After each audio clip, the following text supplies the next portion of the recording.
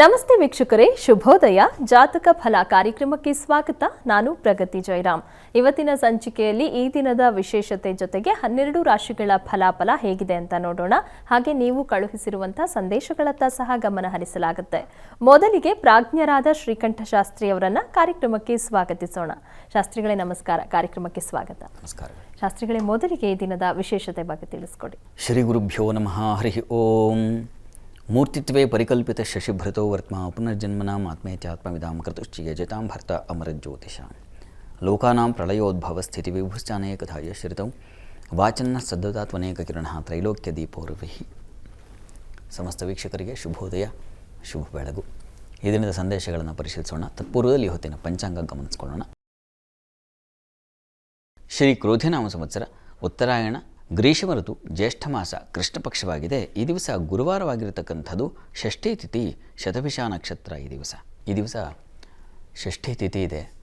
ತುಂಬ ಒಳ್ಳೆಯದು. ಸುಬ್ರಹ್ಮಣ್ಯ ಸ್ವಾಮಿಯ ಪ್ರಾರ್ಥನೆಗೆ, ಸುಬ್ರಹ್ಮಣ್ಯ ಸ್ವಾಮಿಯ ಆರಾಧನೆಗೆ, ಸುಬ್ರಹ್ಮಣ್ಯ ಸನ್ನಿಧಾನದಲ್ಲಿ ಕೊಬ್ಬರಿ ಕಲ್ಸಕ್ಕರೆ ಸಮರ್ಪಣೆ ಮಾಡಿ. ಅದು ತುಂಬ ನಿಮಗೂ ನಿಮ್ಮ ಬದುಕಿಗೂ ಸಿಹಿ ಉಂಟಾಗುತ್ತೆ.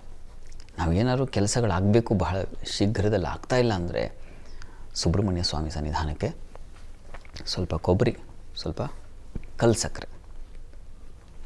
ಆ ಕ್ಷೇತ್ರದಲ್ಲಿ ತುಲಾಭಾರ ಕೂಡ ಈ ಕೊಬ್ಬರಿ ಕಲ್ಸಕ್ಕರೆದು ಮಾಡ್ತಾರೆ.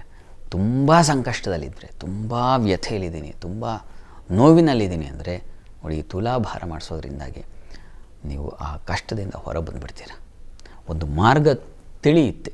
ಭಗವಂತ ಯಾರದ್ದೋ ರೂಪದಲ್ಲಿ, ಯಾರದ್ದೋ ಒಂದು ಮಾರ್ಗದರ್ಶನ ನಿಮಗೆ ಮಾಡಿಸಿ ಆ ಕಷ್ಟದಿಂದ ಹೊರಬರಲಿಕ್ಕೆ ಒಂದು ದಾರಿ ತೋರಿಸ್ಬಿಡ್ತಾನೆ.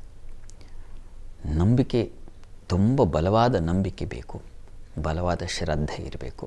ಆಗ ನಿಮ್ಮ ಕೆಲಸಗಳು ಆಗುತ್ತೆ. ಪ್ರಯತ್ನ ಮಾಡಿ, ಒಳ್ಳೆಯದಾಗಲಿ.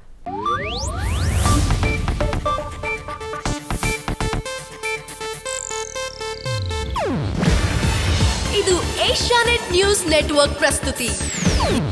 ನೀವು ನೋಡ್ತಿದ್ದೀರಾ ಏಷ್ಯಾನೆಟ್ ಸುವರ್ಣ ನ್ಯೂಸ್.